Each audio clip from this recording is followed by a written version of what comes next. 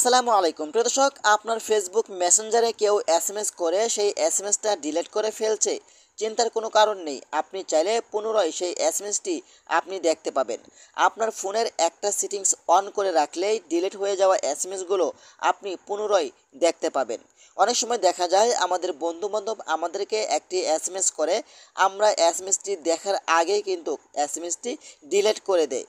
আপনি চাইলে পুনরায় সেই এসএমএসগুলো আপনি পুনরায় দেখতে পাবেন। তো চলুন আপনাদেরকে দেখিয়ে দিচ্ছি এই কাজটি আপনারা কিভাবে করবেন। তার আগে ছোট্ট একটা কথা বলবো, যারা আমার ফেসবুক পেজে নতুন অবশ্যই আমাদের পেজটি ফলো করে রাখুন এমন গুরুত্বপূর্ণ নতুন নতুন ভিডিও পাওয়ার জন্য। আর যারা ইউটিউব চ্যানেলে নতুন অবশ্যই আমাদের ইউটিউব চ্যানেলটি সাবস্ক্রাইব করে রাখুন এবং পাশে থাকা বেল আইকনটি অন করে দিন এমন গুরুত্বপূর্ণ নতুন নতুন ভিডিও পাওয়ার জন্য। তো এই কাজটি করার জন্য ফার্স্ট অফ অল আপনি চলে যাবেন আপনার ফোনের সেটিংসে। ওকে, তো এখান থেকে আমি চলে যাচ্ছি আমার ফোনের সেটিংসে। এই কাজটা সর্বপ্রথম আপনার ফোনের সেটিংসে করতে হবে। তো আমি চলে আসলাম আমার ফোনের সেটিংসে চলে আসার পরে কিন্তু আপনি একটু নিচে আসবেন। নিচে আসার পরে কিন্তু এখানে একটি অপশন পাবেন, সেটা হলো নোটিফিকেশন নামে একটি অপশন। আপনারা এখান থেকে নোটিফিকেশন অপশনের উপরেই ক্লিক করে দিবেন। তারপর এখান থেকে আপনারা অ্যাডভান্স অপশনের উপরে ক্লিক করে দিবেন। তারপর এখান থেকে আপনারা নোটিফিকেশন হিস্টোরি অপশন উপরে ক্লিক করে দিবেন। আপনাদের কিন্তু এটা অফ থাকবে, এমনভাবে কিন্তু আপনাদের এটা অফ থাকবে, আপনারা এটা অন করে দিবেন।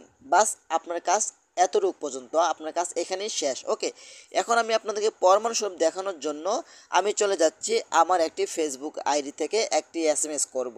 ওকে, তো এখান থেকে আমি দেখেন আমার আইডিটা ভালো করে দেখে রাখুন। তো আমি এখান থেকে এই আইডি থেকে আমি একটি এসএমএস করব। ওকে, দেখতে পাচ্ছেন। তো আমি এখানে চলে আসলাম, এখান থেকে এই ব্যক্তিটাকে একটি এসএমএস করব। সাপোজ এখানে আমি লিখব কেমন আসছো। ওকে, তারপর এখান থেকে সেন্ড বাটনে ক্লিক করে দিব। ওকে, তো আপনারা সবাই জানেন যে এখান থেকে সেন্ড বাটনে ক্লিক করে দিলাম। তো আমি এখান থেকে এসএমএসটি ডিলিট করে দিব। ওকে, এখান থেকে আমি এসএমএসটি ডিলিট করে দিব। ওকে, এখান থেকে আমি ডিলিট করে দিলাম, এভরিওয়ানে ক্লিক করলাম।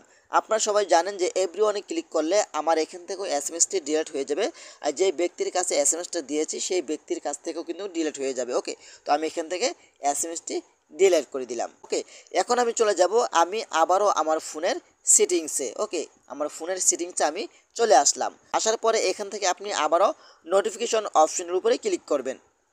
নোটিফিকেশন অপশনের উপরে ক্লিক করে দেওয়ার পরে কিন্তু এখান থেকে আপনি আবারও অ্যাডভান্স অপশনের উপরে ক্লিক করে দিবেন। তারপর এখান থেকে আপনি আবারও নোটিফিকেশন হিস্টোরি অপশনের উপরে ক্লিক করে দিবেন। দেখতে পাচ্ছেন এখানে কিন্তু আমার এসএমএসটি চলে এসেছে। দেখতে পাচ্ছেন 11:33 বাজে, আমি কিন্তু 11:33-এ এসএমএসটি করছিলাম, তাই না? দেখেন এখানে কিন্তু আমাকে যারা যারা এসএমএস করেছে সেই এসএমএসগুলো এখানে খুব সহজেই চলে আসছে, তাই না? তো এখানে দেখেন তারা টাইম দিয়ে দিয়েছে লাস্ট 24 ঘন্টা আপনি এই এসএমএসটি দেখতে পাবেন। 24 ঘন্টা পর কিন্তু অটোমেটিক আপনার এখান থেকে এসএমএসটি ডিলিট হয়ে যাবে। তো এভাবেই চাইলে কিন্তু আপনারা খুব সহজেই ডিলিট হয়ে যাওয়া এসএমএসগুলো আপনি পুনরায় দেখতে পাবেন। তো আশা করি ভিডিওটা বেশি বেশি শেয়ার করে দিবেন আপনাদের বন্ধুদের মাঝে, তারাও যেন উপকৃত হয়। তো আশা করি আজকের ভিডিওটা পর্যন্তই। যদি ভিডিওটা ভালো লাগে অবশ্যই লাইক কমেন্ট করে আপনাদের মতামত জানাতে পারেন এবং আমাদের ফেসবুক পেজ অথবা ইউটিউব চ্যানেলটি সাবস্ক্রাইব করে আমাদের সাথেই থাকুন এমন গুরুত্বপূর্ণ নতুন নতুন ভিডিও পাওয়ার জন্য। ধন্যবাদ সবাইকে। আসসালামু আলাইকুম।